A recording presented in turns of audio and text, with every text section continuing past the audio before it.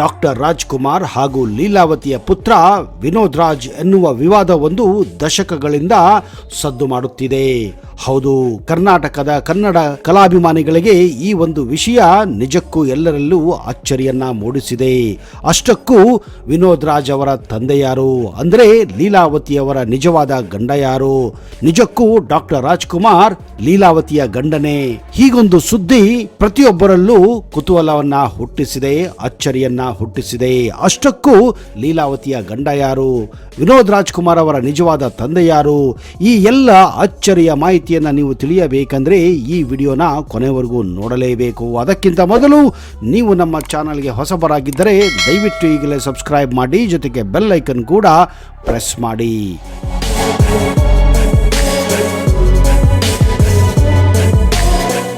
ನಮಸ್ಕಾರ ಸ್ನೇಹಿತರೆ, ನಿಮಗೆಲ್ಲ ಆತ್ಮೀಯ ಹಾಗೂ ಅದ್ದೂರಿ ಸ್ವಾಗತ.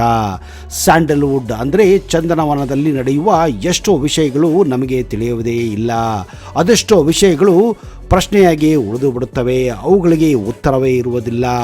ಸಾಮಾನ್ಯವಾಗಿ ನಿಮಗೆಲ್ಲ ಗೊತ್ತಿರುವ ಹಾಗೆ ಕನ್ನಡದ ಹಿರಿಯ ನಟಿ ಲೀಲಾವತಿ ಮತ್ತು ಡಾಕ್ಟರ್ ರಾಜ್ಕುಮಾರ್ ಅವರ ಬಗ್ಗೆ ಸಾಕಷ್ಟು ವರ್ಷಗಳಿಂದ ಕನ್ನಡ ಜನತೆ ಒಂದು ಅಭಿಪ್ರಾಯವನ್ನ ಇಟ್ಟುಕೊಂಡಿದ್ದರು. ಲೀಲಾವತಿ ಅವರ ನಿಜವಾದ ಗಂಡ ಯಾರು, ವಿನೋದ್ ರಾಜ್ಕುಮಾರ್ ಅವರ ತಂದೆ ಯಾರು ಎಂಬುದು ಇಲ್ಲಿಯ ತನಕ ಹಿರಿಯ ನಟಿ ಲೀಲಾವತಿ ಅವರು ಈ ಗುಟ್ಟನ್ನ ಎಲ್ಲಿಯೂ ಬಿಟ್ಟುಕೊಟ್ಟಿರಲಿಲ್ಲ. ಆದ್ರೆ ಮಾಧ್ಯಮಗಳು ಮಾತ್ರ ಕೆಣಕಿ ಇದರ ಬಗ್ಗೆ ಪ್ರಶ್ನೆಗಳನ್ನ ಕೇಳುತ್ತಾನೆ ಇದ್ದರು. ಆದ್ರೆ ಅವರು ಎಂದಿಗೂ ಮಾಧ್ಯಮದ ಮುಂದೆ ಮಾತನಾಡಲಿಲ್ಲ. ಇತ್ತೀಚೆಗಷ್ಟೇ ಖಾಸಗಿ ವಾಹಿನಿಯಲ್ಲಿ ಮಾತನಾಡಿದ ನಟಿ ಲೀಲಾವತಿ ಅವರು ತಮ್ಮ ಮನದಾಳದ ಮತ್ತು ತಮ್ಮ ಹಳೆಯ ಜೀವನವನ್ನ ಮೆಲುಕು ಹಾಕಿದ್ದಾರೆ.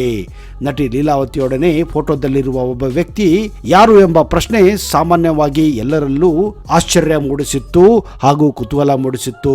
ಹೌದು ಸ್ನೇಹಿತರೆ, ಅವರು ಬೇರೆ ಯಾರು ಅಲ್ಲ, ನಟಿ ಲೀಲಾವತಿಯವರ ಪತಿ ಮಹಾಲಿಂಗ್ ಭಾಗವತರ್. ಮಹಾಲಿಂಗ್ ಭಾಗವತರ್ ಕೂಡ ಒಬ್ಬ ನಟರಾಗಿದ್ದರು.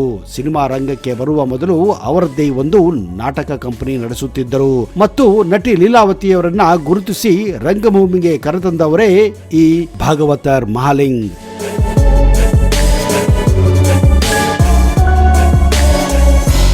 ಅವರ ನಾಟಕ ಕಂಪನಿ ನಷ್ಟದಿಂದ ಮುಚ್ಚಿದಾಗ ಲೀಲಾವತಿಯವರೊಡನೆ ಸುಬ್ಬಯ್ಯ ನಾಯ್ಡು ಅವರ ನಾಟಕ ಮಂಡಳಿಗೆ ಅವರು ಕೂಡ ಸೇರುತ್ತಾರೆ. ಅಲ್ಲಿಯೂ ಸಹ ನಾಟಕಗಳು ಕಡಿಮೆ ಆಗುತ್ತವೆ.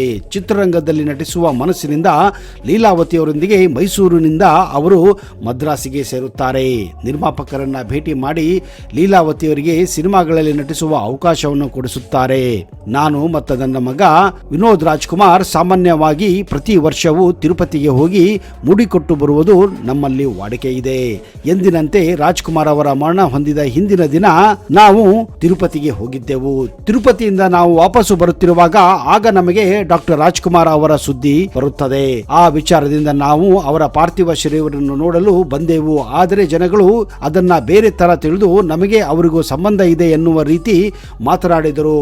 ಒಟ್ಟಿನಲ್ಲಿ ಪ್ರತ್ಯಕ್ಷ ಕಂಡರೂ ಪ್ರಮಾಣಿಸಿ ನೋಡು ಎನ್ನುವ ಮಾತನ್ನ ಎಲ್ಲ ವಿಷಯದಲ್ಲೂ ಅನುಸರಿಸಬೇಕೆಂದು ಲೀಲಾವತಿ ಅವರು ಬೇಡಿಕೊಂಡಿದ್ದಾರೆ.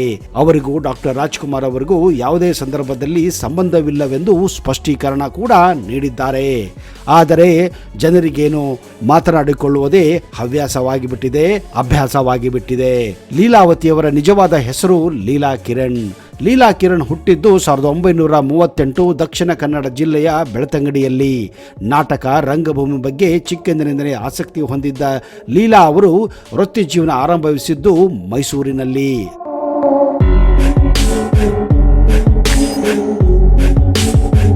ವೃತ್ತಿ ರಂಗಭೂಮಿಯಲ್ಲಿ ಸಂಪೂರ್ಣ ತೊಡಗಿಸಿಕೊಳ್ಳುವ ಮುನ್ನ ಕೆಲವೆಡೆ ಮನೆ ಕೆಲಸವನ್ನು ಕೂಡ ಲೀಲಾ ಕಿರಣ್ ಅವರು ಮಾಡಿದ್ದರು.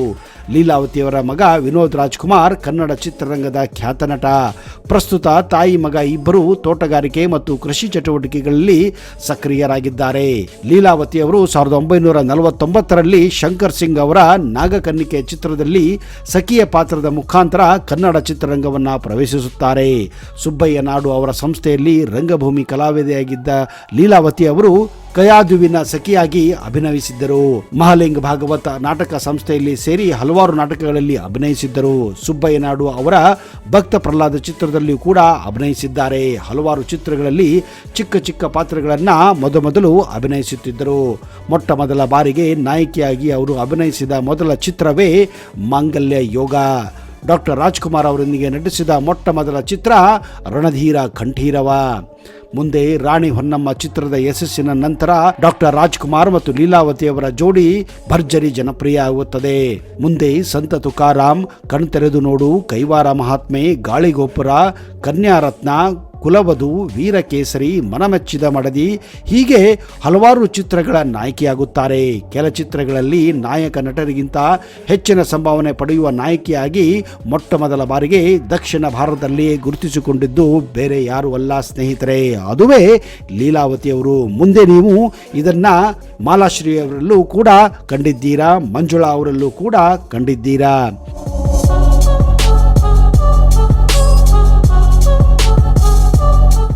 70ರ ದಶಕದ ಬಳಿಕ ಪೋಷಕ ಪಾತ್ರದಲ್ಲಿ ಲೀಲಾವತಿಯವರು ತಮ್ಮನ್ನು ತಾವು ತೊಡಗಿಸಿಕೊಂಡಿದ್ದಾರೆ. ನಾಯಕಿಯಾಗಿ, ಅಮ್ಮನಾಗಿ, ಅಜ್ಜಿಯಾಗಿ ನಾನಾ ಬಗೆಯ ಪೋಷಕ ಪಾತ್ರಗಳಲ್ಲಿ ಲೀಲಾವತಿ ನಟಿಸಿದ್ದಾರೆ. ಅವುಗಳಲ್ಲಿ ಗೆಜ್ಜೆ ಪೂಜೆ, ಸಿಪಾಯಿ ರಾಮು, ನಾಗರಹಾವು, ಭಕ್ತ ಕುಂಬಾರ ಮುಂತಾದ ಚಿತ್ರಗಳು ಪ್ರಮುಖವಾದದ್ದು. ನಟಿ ಲೀಲಾವತಿಯವರು 70ರ ದಶಕದಲ್ಲಿ ಮಿಂಚಿದ ಖ್ಯಾತ ನಟಿಯ ಸಾಲಿನಲ್ಲಿ ಒಬ್ಬರಾಗಿದ್ದಾರೆ. ಹಿರಿಯ ನಟಿ ಲೀಲಾವತಿಯವರು ದಕ್ಷಿಣ ಭಾರತದ ಜನಪ್ರಿಯ ನಟಿಯರಾಗಿದ್ದಾರೆ. ಲೀಲಾವತಿಯವರು ಕನ್ನಡ ಅಷ್ಟೇ ಅಲ್ಲದೆ ತಮಿಳು, ತೆಲುಗು ಮತ್ತು ಮಲಯಾಳಂ ಭಾಷೆ ಸೇರಿದಂತೆ ಒಟ್ಟು 600ಕ್ಕೂ ಹೆಚ್ಚು ಸಿನಿಮಾಗಳಲ್ಲಿ ನಟಿಸಿದ್ದಾರೆ. ಕನ್ನಡದಲ್ಲಿಯೇ 400ಕ್ಕೂ ಹೆಚ್ಚು ಸಿನಿಮಾಗಳಲ್ಲಿ ನಟಿಸಿದ ದಾಖಲೆಯನ್ನು ಕೂಡ ಹೊಂದಿದ್ದಾರೆ. ಲೀಲಾವತಿಯವರು ಸಿನಿಮಾಗಳ ಜೊತೆ ಆಗಾಗ ವೈಯಕ್ತಿಕ ವಿಚಾರವಾಗಿಯೂ ಸುದ್ದಿಯಾಗುತ್ತಿದ್ದರು. ಈ ಕುರಿತಾಗಿ ಅವರ ಪುತ್ರ ವಿನೋದ್ ರಾಜ್ಕುಮಾರ್ ಅವರು ಕೂಡ ಇತ್ತೀಚೆಗೆ ಮಾತನಾಡಿದ್ದಾರೆ.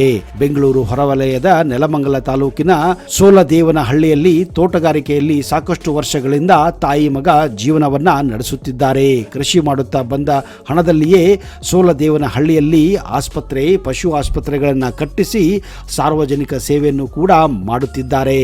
ಆದರೆ ಜನರು ಮಾತ್ರ ಒಂದೇ ವಿಷಯವನ್ನ ಪದೇ ಪದೇ ಎಳೆಯುವುದರಲ್ಲಿ ಅಭ್ಯಾಸ ಮಾಡಿಕೊಂಡಿದ್ದಾರೆ.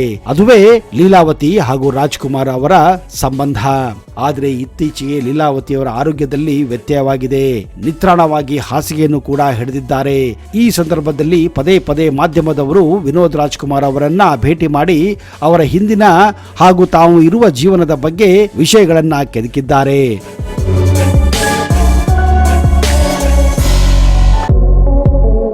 ಇದೇ ಕಾರಣ ವಿನೋದ್ ರಾಜ್ಕುಮಾರ್ ಅವರು ತಮ್ಮ ಒಟ್ಟು ಆಸ್ತಿ ಮತ್ತು ತಿಂಗಳ ಆದಾಯ ಮೊತ್ತವನ್ನ ಬಹಿರಂಗವಾಗಿ ಹಂಚಿಕೊಂಡಿದ್ದಾರೆ.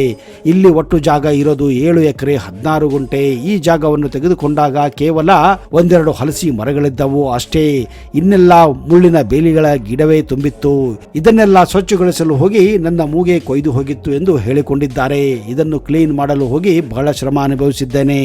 ಇಷ್ಟು ಚೆನ್ನಾಗಿ ಕಾಣುತ್ತಿದೆ, ಆದರೆ ಅದಕ್ಕೆ ಅಷ್ಟು ಕಠೋರ ಶ್ರಮವಿದೆ ಎಂದು ವಿನೋದ್ ರಾಜ್ಕುಮಾರ್ ಹೇಳಿಕೊಂಡಿದ್ದಾರೆ. ಬೆಂಗಳೂರಿನ ಮೈಲಹಳ್ಳಿಯಲ್ಲಿ ತಮ್ಮ ತೋಟವಿದೆ. 20 ವರ್ಷದ ಹಿಂದೆ 21 ಲಕ್ಷಕ್ಕೆ ಜಮೀನು ಖರೀದಿ ಮಾಡಿದ್ವಿ. ಬೆಳೆದು ಒಳ್ಳೆ ವ್ಯಾಲ್ಯೂ ಬಂತು. ಕೊರೋನಾ ಸಮಯದಲ್ಲಿ ಉತ್ತಮ ವ್ಯಾಪಾರ ಮಾಡಿದೆವು. 103 ಸೈಟ್ ವ್ಯಾಪಾರದಲ್ಲಿ ಕನಿಷ್ಠ 8 ಕೋಟಿ ರೂಪಾಯಿ ಬಂತು ಎಂದು ವಿನೋದ್ ರಾಜ್ ಹೇಳಿದ್ದಾರೆ. ವಿನೋದ್ ರಾಜ್ ಅವರು ಕನ್ನಡ ಚಿತ್ರರಂಗದ ನಾಯಕ ನಟರಲ್ಲಿ ಒಬ್ಬರು. ಖ್ಯಾತ ನಟಿ ಡಾಕ್ಟರ್ ಲೀಲಾವತಿ ಮತ್ತು ಭಾಗವತ್ ಅವರ ಪುತ್ರ. ಡಾನ್ಸ್ ರಾಜ ಡಾನ್ಸ್ ಚಿತ್ರದ ಮೂಲಕ ಕನ್ನಡ ಚಿತ್ರರಂಗವನ್ನ ಪ್ರವೇಶಿಸಿದರು. ಒಂದು ಕಾಲದಲ್ಲಿ ಸ್ಯಾಂಡಲ್ವುಡ್ ನಲ್ಲಿ ಬಹುಬೇಡಿಕೆ ನಟರಲ್ಲಿ ಒಬ್ಬರಾಗಿದ್ದ ನಟ ವಿನೋದ್ ರಾಜ್ ಅವರಿಗೂ ಕೂಡ ಮದುವೆಯಾಗಿದ್ದು ಓರ್ವ ಮಗನಿದ್ದಾನೆ ಎನ್ನುವ ಸುದ್ದಿ ಇದೆ. ಈ ಕುರಿತಾಗಿ ಲೀಲಾವತಿ ಅವರೇ ಇತ್ತೀಚೆಗೆ ಅದರ ಬಗ್ಗೆನೂ ಕೂಡ ಸ್ಪಷ್ಟತೆಯನ್ನು ನೀಡಿದ್ದಾರೆ. ನನ್ನ ಮಗನಿಗೆ ಮದುವೆ ಮಾಡಿದ್ದೀವಿ. ತಿರುಪತಿ ಬೆಟ್ಟದ ಮೇಲೆ ಮದುವೆ ಮಾಡಿದೆ. ಸೊಸೆ ಮೊಮ್ಮಗ ಚೆನ್ನಾಗಿದ್ದಾರೆ. ಹೀಗಂತ ಹಿರಿಯ ನಟಿ ಲೀಲಾವತಿ ಇತ್ತೀಚೆಗಷ್ಟೇ ಸಂದರ್ಶನವೊಂದರಲ್ಲಿ ಹೇಳಿಕೊಂಡಿದ್ದಾರೆ.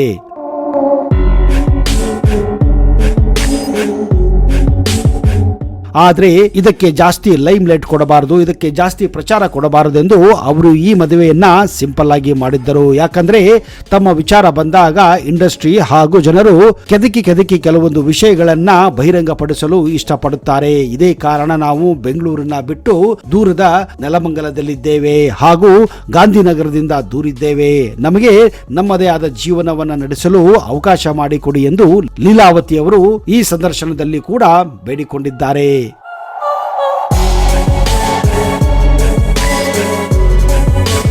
ನೋಡಿದಿರಾ ಸ್ನೇಹಿತರೆ, ಸುಮ್ಮನೆ ಇದ್ದರೂ ಕೂಡ ಜನರು ಬಿಡುವುದಿಲ್ಲ ಅನ್ನುವುದಕ್ಕೆ ಈ ಒಂದು ಲೀಲಾವತಿಯವರ ಘಟನೆಯೇ ಸಾಕ್ಷಿಯಾಗಿದೆ.